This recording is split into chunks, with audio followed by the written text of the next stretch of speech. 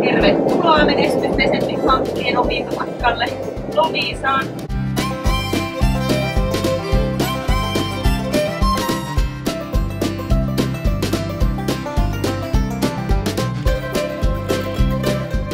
Me ollaan menossa Alpakkasilla villitarhalle tutustumaan krinkeen yrittäjiin.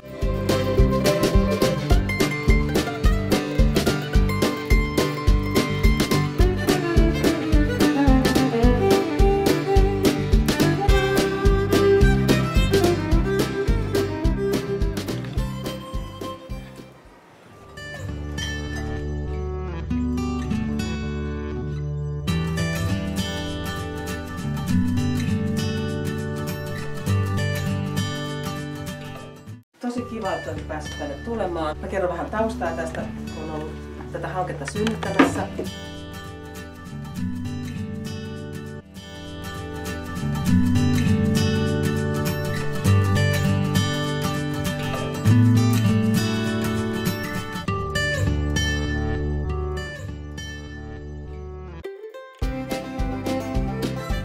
Henkilökohtaisesti tai niin kuin villitarhayrittäjänä niin hankkeesta on ollut ehdottomasti se hyöty, että on päässyt mukaan moneen sellaiseen koulutukseen, johon ei varmasti muuten olisi niin kuin ollut varaa lähteä. Yrittäjät on aika yksin. Nyt on kiva, kun on tavallaan kollegoita tuolla, mun työkavereita oikeastaan. Joka päivänä voi jakaa asioita. Se on tosi kiva. Ja just tämän hankkeen myötä niin tosiaankin on tullut mahdollisuuksia just niinku osallistua kaikennäköisiin kursseihin. Ja tällä hetkellä teen paljon yhteistyötä sitten Eerikan kanssa. Mulla on tosiaankin koirat, jotka toimii sitten niinku, tai me ollaan sitten työparina. Mä olen alussa jo vähän vinkkaskin, että mitä yhteistyössä tehdään. Että mulla on siis omia koiria on 2, täällä on tää toinen. Mulla on täällä kuvassa. Ne ei ole mitenkään terapiakäyttöön soveltuvia. Jäljestyskoiria koulutettu siihen hommaan, joten en käytä niitä terapiatyössä. Siksi on ihanaa, että tässä on mahdollisuuksia sitten maatiloja ja eläimiä ja ihmisiä, kenen kanssa mä voisin toimia yhteistyössä, että mun ei tarvitse sitten alkaa investoimaan niihin.